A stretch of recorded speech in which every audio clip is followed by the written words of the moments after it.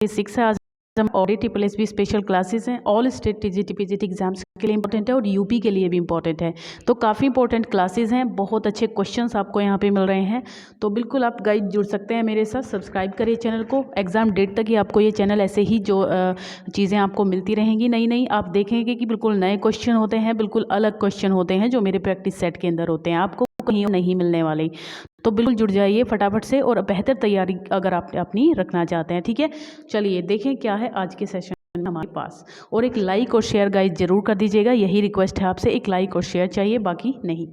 तो some people dash themselves into believing that they are indispensable to their organization. तो कुछ लोग क्या करते हैं, तो क्या आना चाहिए, देखिए फूल तो आना नहीं चाहिए, बट क्योंकि इंडिस्पेंसिबल का क्या मतलब होता है, जो बहुत ज़्यादा नेसेसरी होते हैं। ठीक है, बहुत ज़्यादा एब्सोल्युटली नेसेसरी, तो उसको हम कहते हैं इंडिस्पेंसेबल। तो फूल तो आएगा नहीं, डिल्यूट आ जाएगा। यहाँ पे मोहित करना होता है ना, किसी को मोहित करना, ये दिखा के कि भाई मैं अपनी कंपनी के लिए हम लोग कितने ज़्यादा ज़रूरी हैं, तो ये हो जाएगा डिल्यूट। फूल आपको पता है डिसीव होता है, किसी को धोखा देना, और ठीक है, धोखा होता है, इम्पोस्टर कहते हैं जिसे। और डेनिग्रेट होता है किसी की को बदनाम करना। ठीक है, बदनाम करना हो जाएगा ये, बदनाम करना। चलिए नेक्स्ट है द क्लर्क, ये क्लर्क है गाइस, ठीक है, CLER होना चाहिए। The clerk was dash by the officer for his negligence, pulled down, pulled up, pulled off, pulled इन, क्या होगा इसमें से? तो इसमें आपका पुल्ड अप होना चाहिए, क्या होना चाहिए? पुल्ड अप होना चाहिए कि, यानी बी ऑप्शन करेक्ट है। The clerk was pulled up by the officer, officer के द्वारा उसको पुल्ड अप किया गया। पुल्ड अप होता है एक तरीके से सपोर्ट फॉर हिज नेग्लिजेंस, उसकी गलती के लिए। ठीक है, our house was dash a few days ago, broked into, broken into, broke into, breaken into, क्या सही फ्रेजल वर्ब है यहाँ? तो इसमें ब्रोकड इंटू होता है ज़बरदस्ती से घुसना, तोड़ फोड़ करके घुसना, तो ब्रोकन इंटू आ जाएगा इसमें, है ना, क्योंकि our house was broken into, few days ago की बात हो रही है, तो यहाँ पे ब्रोकन इंटू तो नहीं आना चाहिए गाइस, क्योंकि ब्रोक इंटू होना चाहिए ना, ब्रोकन इंटू भी ठीक है वैसे। तो बी ऑप्शन पे जाइए, वैसे आप बताना मुझे कि क्या होगा इसमें से, मुझे तो ब्रोकन इंटू ही लग रहा है। ठीक है, देख लेना आप इसे एक बार क्वेश्चन को। ब्रोकन इंटू ही लग रहा है मुझे। चलिए आप बताइएगा ज़रूर मुझे कि क्या है, आप चेक कर लेना एक बार। I haven't been to cinema for ages, we dash go a lot, बताइए, were to, has to, used to, are to. देखिए यहाँ पे आई हैव नॉट बीन, मैं नहीं गया हूँ cinema for edges, for ages होता है काफ़ी समय से या काफ़ी लंबे टाइम से। तो वी गो अ लॉट, मैं बहुत ज़्यादा जाता था, है ना, मैं बहुत ज़्यादा जाया करता था, लेकिन अब कुछ दिनों से मैं नहीं जाता हूँ। तो ऐसी सेंस में आप लगा सकते हैं used to, C option correct है। ठीक, चलिए, the doctor who is well treatment of medical disease, एक डॉक्टर जो मेंटल डिसीज के लिए ट्रीटमेंट देता है, सर्जन है वो, साइकेट्रिस्ट है, मेड है, या फिर फिजिशियन है, तो वो साइकेट्रिस्ट होता है। सर्जन तो ऑपरेशन वगैरह करते हैं। The tradition of more than one wife और हस्बैंड, एक से ज़्यादा हस्बैंड या वाइफ रखना क्या कहलाता है? तो बुलिज्म नहीं, पॉलीएंड्री। पॉलीएंड्री केवल हस्बैंड के लिए होता है, अगर किसी लेडी के ज़्यादा हस्बैंड है ना, मोर हस्बैंड, है ना, काफ़ी सारे हस्बैंड अगर किसी लेडी के हैं तो उसको पॉलीएंड्री स्पेशली हस्बैंड के लिए होती है। अगर लेकिन जब दोनों की बात हो रही है तो डी ऑप्शन, यानी कि एक से ज़्यादा मैरिजेस, अगर एक से ज़्यादा हस्बैंड या वाइफ है तो पॉलीगैमी हो जाएगा, एक से ज़्यादा शादी करना भी इसका मतलब होता है। तो which of the following critics was specialized in Shakespeare studies, कौन से क्रिटिक थे जिन्होंने शेक्सपियर की स्टडीज़ को स्पेशलाइज किया? His most famous work is probably an approach to Shakespeare, तो फर्स्ट पब्लिश्ड इन, सबसे पहले कहाँ किसने ऐसा किया? ठीक, कि पहले वर्क कहाँ पब्लिश हुए, क्यों हुए, कैसे हुए, तो ये सब चीज़ें उनके बारे में किसने स्टडी की हैं? तो ये हो जाएगा आपका डायरेक्ट, और ये हो रही है कब? 1938 में, 1938 में आया था ये, कौन सा जो अभी बताया है मैंने आपको, एन अप्रोच टू शेक्सपियर। तो ये है आपके डायरेक्ट ट्रावर्सी का, ए ऑप्शन करेक्ट है। Who is called the morning star of renaissance, कौन कहलाता है modern star of renaissance? I hope इसका आपको पता होगा, वैसे जॉन विक्लिफ, शेक्सपियर या मार्लो। तो ये जॉन विक्लिफ की बात हो रही है। मॉर्निंग स्टार ऑफ रेनेसा कौन होता है? John Wycliffe.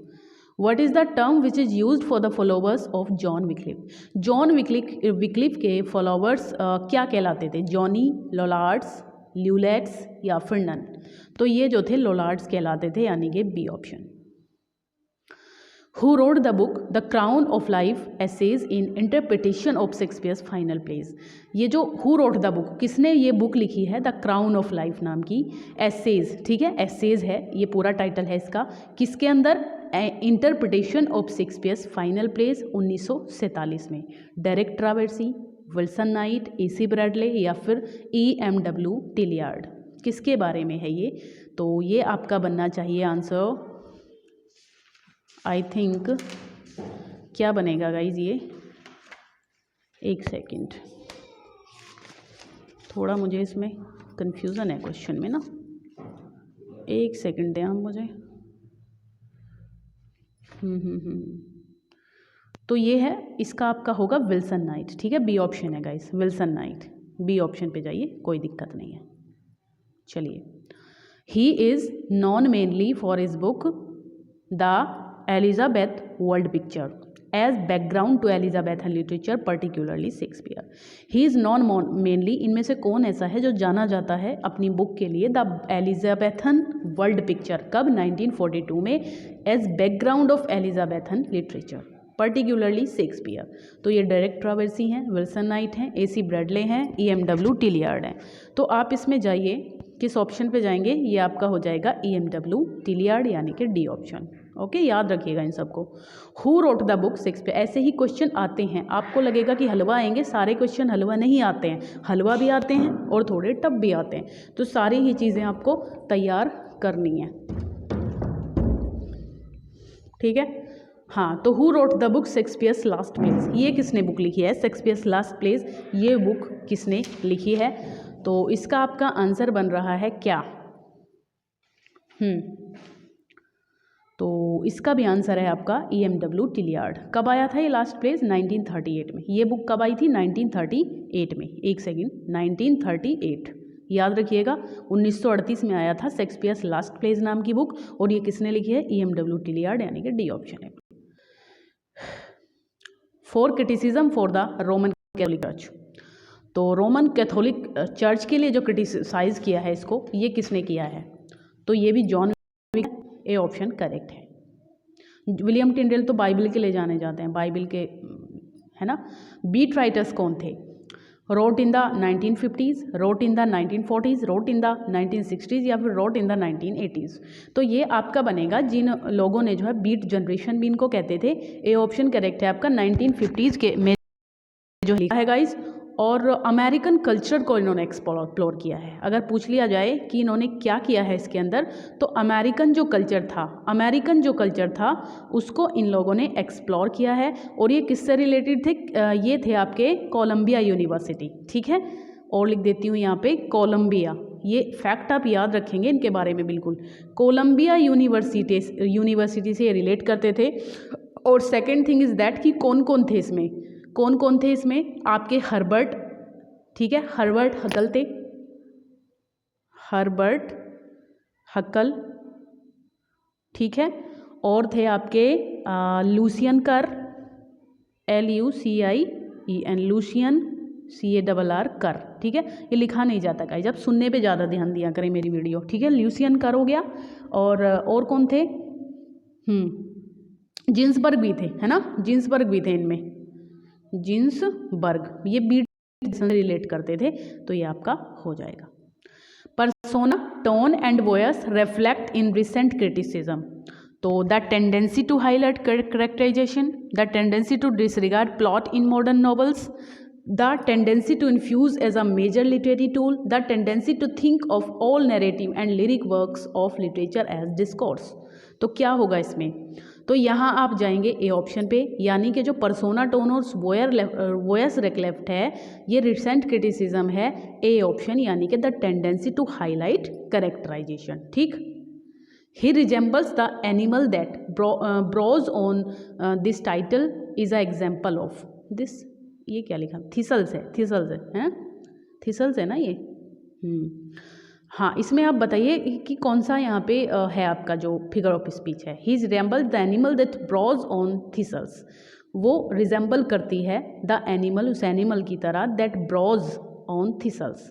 तो यहाँ टोटोलॉजी तो नहीं है, ओनोमेटोपिया भी नहीं है, लाइटोटीज भी नहीं है, तो मुझे एक ही लग रहा है गाइज। आप ना क्या बोलते हैं उसको, एलिमिनेशन मेथड से भी कर सकते हैं। देखिए टोटोलॉजी यहाँ नज़र नहीं आ रही है, ओनोमेटोपिया का कोई मतलब, ओनोमेटोपिया का कोई मतलब नहीं है, लाइटोटीज तो डबल नेगेटिव होता है, उसका कोई मतलब नहीं है। तो यहाँ पे एक ही हमें लग रहा है और वो बी ऑप्शन, ये हमारा हो जाएगा। ठीक। Who was the first poet laureate official appointed by British sovereign. Sovereign होता है शासन कहते हैं जिसको आप। तो जो ब्रिटिश शासन था उसमें सबसे पहले जो ऑफिशियली अपॉइंट किया गया था पोएट लॉरिएट, वो कौन थे? तो बेन जॉनसन, रॉबर्ट सदी, ड्राइडन या फिर वर्ड्सवर्थ। तो ये जॉनर है। अगर पूछ लिया जाए कि अनऑफिशियल, जो फर्स्ट ऐसे ही पूछ लिया जाए तो वो बेन जॉनसन थे, याद रखिएगा। ठीक। और ऑफिशियली ड्राइडन थे। The fall of dash in 1453 marks the beginning of Renaissance in Europe. Europe में किस इवेंट ने जो है रेनेसा को स्टार्ट किया, बिगिनिंग माना जाता है रेनेसा की? Bastille, the Roman Empire, the Spanish Armada या फिर कॉन्स्टेंटिनोपल। तो ये 53 याद रखें, ये किससे रिलेटेड है? कॉन्स्टेंटिनोपल से, fall of Constantinople. Just a handful of silver he left अस। तो इसमें क्या है? अच्छा, ये किसने कहा था? देखिए वर्ड्सवर्थ जब पोएट लॉरिएट बने थे उनकी एज नहीं थी बनने की, है ना, क्योंकि 43 में बने। आप देखिए 43 में बने और उस टाइम पे वो बहुत ज़्यादा लिख भी नहीं पाते थे और पोएट लॉरिएट को बहुत काम करना पड़ता है। तो ऐसे टाइम पीरियड में तो इसलिए रॉबर्ट ब्राउनिंग ने ये लाइन बोली थी इनके लिए। रॉबर्ट ब्राउनिंग ने बोली थी ये लाइन इनके लिए, और कहाँ पर? लॉस्ट लीडर नाम का जो उनका वक्त था उसमें बोली थी। ठीक है। 43 में बने और 50 में इनकी डेथ हो गई थी, 7 साल रहे और उसमें कुछ ज़्यादा इन्होंने किया नहीं काम वाम, है ना। चलिए, अच्छा इसमें वो बताना था, सॉरी गाइज, इसमें हमें बताना था हाइपरबली मतलब कौन सा फिगर ऑफ स्पीच है? हाइपरबली, सिनेक्डकी, अपोस्ट्रोफी या फिर metaphor. Just a handful of silver he left अस।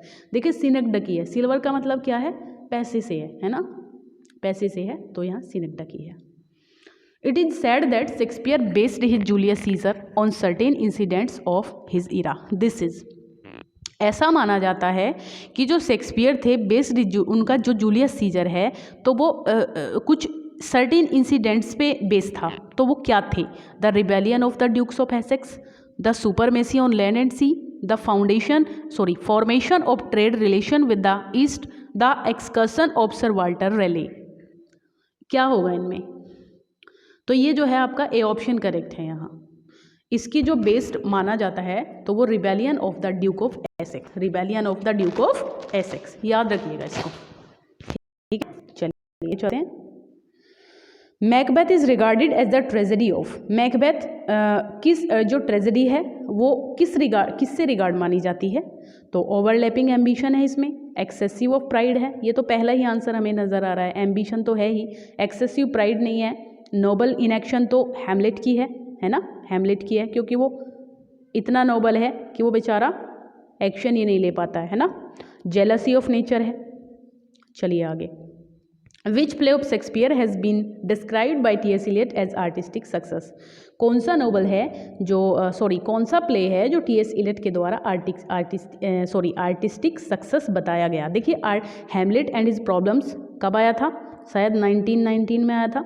उसमें इन्होंने बताया है हैमलेट को कैसा बताया है? आर्टिस्टिक फेलर बताया है, लिख देती हूँ उसके आगे, फेलर बताया। लेकिन सक्सेस वाले में ना बहुत प्रॉब्लम रहती है। कुछ लोग बताते हैं मैकबेथ और कुछ लोग बताते हैं कौन? हैमलेट। ठीक है, मतलब मैकबेथ बताते हैं और कुछ कोरियोलेनस। तो यहाँ पे ना सब जगह इसका आंसर वैसे मैकबेथ दे रखा है, लेकिन पता नहीं क्यों दे रखा है। लेकिन मैंने अच्छी टीचरों से सुना भी है और ये देखा भी है मैंने कि टी.एस. इलियट के अकॉर्डिंग बताया गया है कोरियोलेनस को। बट आप गाइस देख लीजिए कि आपको क्या करना है ना, क्योंकि कुछ क्वेश्चनों में तो कन्फ्यूज़न है ही है और वो दूर भी नहीं हो रहा। ठीक है, मैकबेथ को ही माना है ज़्यादा लोगों ने। तो which writer is noted for what Keats called. कुछ राइटर जो हैं उनको नोट किया गया for what Keats called negative capability. किस नेगेटिव कैपेबिलिटी के लिए किस राइटर को उन्होंने नोट किया, मतलब किस राइटर के वर्क्स को लेकर के उन्होंने इस थ्योरी को जो है डेवलप किया। तो इसमें आपके मिल्टन हैं, शेली हैं और आपके शेक्सपियर हैं, ठीक है, टेनिसन है। तो इसमें क्या बनता है आपका गाइस, बताइए।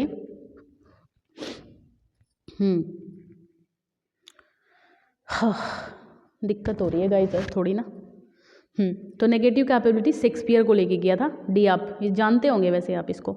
The globe theatre was burn during the performance, किसकी परफॉर्मेंस के दौरान जो ग्लोब थिएटर था जो ऑन किया था शेक्सपियर ने वो बर्न हो गया। तो हेनरी एट्थ आंसर है। कब आया था हेनरी एट्थ, अगर आपको पता है तो कब आया था?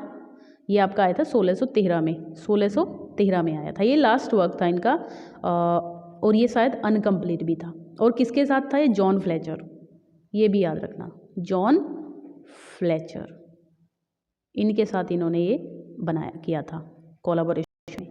विच is the other play than Tempest by Shakespeare that observe the classical unities, ऐसा कौन सा प्ले है शेक्सपियर का? एक टेम्पेस्ट तो आप सभी जानते हैं, उसके अलग ऐसा कौन सा प्ले है जिसमें क्लासिकल यूनिटीज़ को ऑब्जर्व किया गया है? Twelfth night. कौन सी होती हैं क्लासिकल यूनिटीज़? टाइम, प्लेस और एक्शन। ये क्वेश्चन डायरेक्ट आता है, वो तीनों तो इनको दे देंगे और एक कोई अदर दे देते हैं, तो उसमें पूछते हैं कि कौन सी इनमें से नहीं है। तो गाइस टाइम, प्लेस, एक्शन तीनों होती हैं, बाकी जो भी वो देगा वो नहीं होती है, ठीक है। Twelfth night, love syllabus lost, the comedy of errors. अच्छा, इनकी डेट्स बता दूं आपको क्योंकि जाननी ज़रूरी है। देखिए 1600 जो ट्वेल्थ नाइट है वो 1600 या 1601, 1600 या 1601 के करीब माने। लव सिलेबस लॉस्ट आपका आया था 1600, इसको 96 97 में माने आप, सॉरी 1596 या 97 में माने। कॉमेडी ऑफ एरर्स की बात करें तो ये आपका शायद 1592 या 3 में, 2 या 3 में, ठीक है। और मैकबेथ आपको पता ही है, ये तो आया था आपका 1605 में, कम से कम 1605 में आया था। चलिए अभी आगे चलें हम लोग। अच्छा, इसका आंसर जो था ना वो था आपका द कॉमेडी, याद रखिएगा इसको। टेम्पेस्ट और कॉमेडी ऑफ एरर्स दो हैं ऐसे। Who wrote no man will ever write a better tragedy than Shakespeare, किसने कहा है कि शेक्सपियर से अलग कोई भी ऐसा व्यक्ति नहीं है जो ऐसी लिख पाए? GB Shaw, TS Eliot, Ben Jonson या फिर मैथ्यू अर्नोल्ड। किसने बोला है? तो ये जीबी शाह ने कहा है, जीबी शाह ए आपका जो आंसर है। अच्छा, एक चीज़ यहाँ पे है गाइस, लाइक अगर नहीं किया अब तक तो प्लीज़ कर दीजिए, ज़्यादा देर नहीं लगती है, प्लीज़ फटाफट से एक लाइक कर दीजिए और एक शेयर कर दीजिए, ठीक है। आपका कुछ नहीं जाता, मुझे थोड़ा मिल जाता है, ठीक है। चलिए अच्छा, अगला जो क्वेश्चन है हमारे पास में, William Shakespeare's major for Measure is a, क्या है ये? ट्रेजेडी है, कॉमेडी है, हिस्ट्री प्ले है या फिर ट्रेजी कॉमेडी है? देखिए आपकी डेट्स गाइज याद रखें, इसीलिए मैं आपको डेट्स वगैरह दे रही हूँ साथ में, क्योंकि डेट्स अगर आपको याद रहती हैं तो आपको पता रहता है कि कौन से प्लेज अर्ली हैं, कौन से हिस्ट्री हैं, कौन से फार्स हैं, रोमांस हैं, ट्रेजिक कॉमेडी हैं या फिर कौन से लास्ट प्लेज हैं या फिर कौन से मिडल वाले हैं, सब पता होता है आपको। तो William Shakespeare's major for measure है, ट्रेजरी है, कॉमेडी है, हिस्ट्री है, फिर ट्रेजिक कॉमेडी है ये। यस, तो ये कॉमेडी है गाइज, ठीक है, बढ़िया वाली कॉमेडी है एकदम, मेजर फॉर मेजर। कब आया था ये? 1603 या 4 में, 1603 या 4 में लिखा गया था मतलब। तो who ever loved that loved not at first sight, Shakespeare used it in as you like it. एक टर्म पता है आपको, एज यू लाइक इट में एक लाइन आती है कि who ever loved that loved not at first site, ये लाइन आती है ना, और ये किसके द्वारा बोली जाती है? टच स्टोन के द्वारा बोली जाती है। तो इसमें हाँ नहीं, टच स्टोन नहीं, फीबे के द्वारा बोली जाती है। तो क्या ये शेक्सपियर की ही लाइन है या फिर किसी अन्य से ली है इन्होंने ये line? Who ever loved that loved not at first site, कौन है इसका कंपोजर इस इमॉर्टल लाइन का? तो ये आपका एक ऑप्शन है शेक्सपियर, टच स्टोन, मार्लो की लाइन है क्या और फीबे ने बोली है, या थॉमस किड की लाइन है जो सीलिया ने बोली है, और या फिर थॉमस लॉज की लाइन है जो रोजलिन ने बोली है। तो ये आपका बी ऑप्शन करेक्ट है, फीबे ने बोली है ये लाइन, और ये किसकी है? मार्लो की है, शेक्सपियर की नहीं है, किसकी है? मार्लो से की ये इमॉर्टल लाइन है, याद रखिएगा। व्हाट कैन बी द, कितनी डीप लाइन बताइए आपको, what can be the best explanation for the character of John Falstaff in Henry Fourth, कौन सा ऐसा एक्सप्लेनेशन है जो हेनरी फोर्थ में फाल्स्टाफ के कैरेक्टर को बता पाए? क्या वो सिंपल है, कॉम्प्लेक्स है, नोविस होते हैं, नौसिखिया जो नए नए आते हैं किसी फील्ड में, बट वो कैरिकेचर है, क्या है ये याद रखें। और कैरिकेचर क्या होता है? कार्टून टाइप है ना, कार्टून टाइप जिसको जो होता है हास्य दिखाएगा जहाँ पे है ना, हास्यास्पद रहता है थोड़ा सा, तो कार्टून टाइप। चलिए जो कि वोल्टीमैन एंड, लास्ट क्वेश्चन है आज का, Voltimand and Cornelius characters are in, कहाँ पर है ये कैरेक्टर? गाइज ये मैंने बहुत दिया है, मतलब ये मैंने काफ़ी बार बता दिया आपको। तो ये कैरेक्टर हेमलेट में है। कहाँ पे है? हेमलेट में है। बी ऑप्शन करेक्ट है। कब आया था हेमलेट? 1601 में। और द मर्चेंट ऑफ वेनिस कब आया था? मर्चेंट ऑफ वेनिस ये 1596 या 98 के बीच में था। 1596, क्योंकि आपको पता ही है कि जो शेक्सपियर के वर्क है ना, इनकी कोई फिक्स डेट नहीं है। और मच एडू अबाउट नथिंग की बात कर लें तो ये आपका आया था, कब आया था? 1998 है ना, 1998 के करीब आया था ये भी, या 99 भी कह सकते हैं आप, है ना। याद रखें, आगे पीछे होता रहते हैं इनके वर्क। और मैकबेथ आपको पता ही है। तो गाइज यही थे हमारे आज के क्वेश्चन। आपको क्लियर हुए होंगे, अच्छे लगे होंगे। अच्छे लगे हैं तो कमेंट सेक्शन में कमेंट कर देना और अपना स्कोर ज़रूर बता देना, ठीक है। चलिए बाय बाय, टेक केयर, पढ़ते रहिए।